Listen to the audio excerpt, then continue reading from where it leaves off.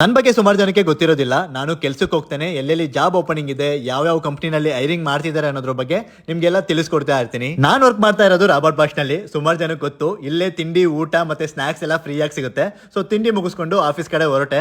So ಸುಸ್ತಾಗಿ ಬಂದಿರ್ತೀವಿ, traffic ಇರುತ್ತೆ. ಸೊ ಸ್ವಲ್ಪ ಹೊತ್ತು ಇಲ್ಲಿ ರೆಸ್ಟ್ ಮಾಡಿ ಕೆಲಸ ಮಾಡೋದಕ್ಕೆ ಹೋಗ್ತೀನಿ. ಕೆಲಸ ಮಾಡೋದಕ್ಕೆ ಲಾಗಿನ್ ಆದ ತಕ್ಷಣ ಡೈಲಿ ಮೀಟಿಂಗ್ ಸ್ಟಾರ್ಟ್ ಆಗುತ್ತೆ 9:30 ಡೈಲಿ ಮೀಟಿಂಗ್ ಡೈಲಿ ಇರುತ್ತೆ. ಸೊ ಅದಾದ್ಮೇಲೆ ಮತ್ತೆ ಬ್ರೇಕ್ ಟೈಮು. ಮೊದಲೇ ಹೋಗಿ ಬೂಸ್ಟ್ ಮತ್ತೆ ಹಾರ್ಲಿಕ್ಸ್ ನ ಎತ್ತಿಡ್ಕೋತೀನಿ.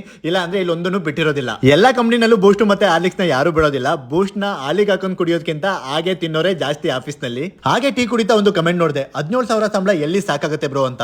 ನಾನು ಕೆಲ್ಸಕ್ಕೆ ಸೇರಿದಾಗ ನನಗೆ ಸಿಕ್ಕಿದ ಸಂಬಳ 9,000. ಇನ್ನೊಂದು ಸ್ವಲ್ಪ ದಿನ ಹೋದ್ರೆ ನಿಮ್ಗೆ 17,000 ಕೊಡೋದಿಲ್ಲ, 10,000ಕ್ಕೂ ಕೆಲಸ ಮಾಡೋದಕ್ಕೆ ರೆಡಿ ಆಗಿದ್ದಾರೆ. ಯಾವತ್ತೂ ಕೂಡ ಈ ಜಾಬ್ ಸಂಬಳ ಕಮ್ಮಿ ಮತ್ತೆ ನಂಗೆ ಜಾಬ್ ಸಿಕ್ತಿಲ್ಲ ಅಂತ ಡಿಮೋಟಿವೇಟ್ ಆಗಬೇಡಿ. ನನ್ನಿಂದ ಸಾಧ್ಯವೇ ಎಂಬ ಕ್ವಶನ್ ನನ್ನಿಂದ ಸಾಧ್ಯ ಎಂದು ಚೇಂಜ್ ಮಾಡಿ ನೋಡಿ, ನಿಮ್ಗೆ ಗೊತ್ತಾಗುತ್ತೆ ಎಷ್ಟು ಡಿಫ್ರೆನ್ಸ್ ಕಾಣಿಸುತ್ತೆ ಅಂತ. ನೋಡ್ತಾ ನೋಡ್ತಾ ಊಟ ಟೈಮ್ ಹಾಗೆ ಹೋಯ್ತು. ಡೈಲಿ ಕೂಡ ಇಲ್ಲಿ ಮದ್ವೆ ಮನೆ ಊಟನೇ ಭಾಷೆಯಲ್ಲಿ ಸೇರಿರೋರು ಮೊದ್ಲು ಹೇಗಿದ್ರು ಇವಾಗ ಹೇಗಾಗಿರ್ತಾರೆ ಅಂತ ನೀವೇ ನೋಡ್ಬೋದು. ಅದಕ್ಕೇನೆ 10 ವರ್ಷ ಆದ್ರೂ ಕೂಡ ಭಾಷೆನಲ್ಲೇ ಇರ್ತಾರೆ.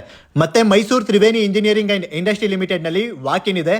ಡಿಪ್ಲೊಮಾ ಇಂಜಿನಿಯರ್ ಟ್ರೈನಿ ಪೋಸ್ಟ್ ಗೆ ಹೈರಿಂಗ್ ಆಗ್ತಾ ಇರೋದು. ಕ್ವಾಲಿಫಿಕೇಶನ್ ಡಿಪ್ಲೊಮಾ ಇನ್ ಮೆಕ್ಯಾನಿಕಲ್ ಮತ್ತೆ ಮ್ಯಾನುಫ್ಯಾಕ್ಚರಿಂಗ್ ಮತ್ತೆ ಟೂಲ್ ಅಂಡ್ ಡೈ ಮೇಕಿಂಗ್. ಇದರಲ್ಲಿ ಡಿಪ್ಲೊಮಾ ಆಗಿರೋರು ಡೈರೆಕ್ಟ್ ಆಗಿ ಹೋಗಿ ವಾಕಿನ್ ಅಟೆಂಡ್ ಮಾಡಬಹುದು. 13ನೇ ತಾರೀಕು 10 ಗಂಟೆಯಿಂದ 12:30 ತನಕ ಇಂಟರ್ವ್ಯೂ ಇರುತ್ತೆ. ಸೊ ಪ್ರತಿ ವಿಡಿಯೋದಲ್ಲೂ ಜಾಬ್ ಅಪ್ಡೇಟ್ಸ್ ಕಂಪಲ್ಸರಿ ಆಗಿರುತ್ತೆ. ಹಾಗಾಗಿನೇ ಜಾಬ್ ಅಪ್ಡೇಟ್ಸ್ ಕೊಟ್ಟೆ. ಒಳ್ಳೇದಾಗ್ಲಿ.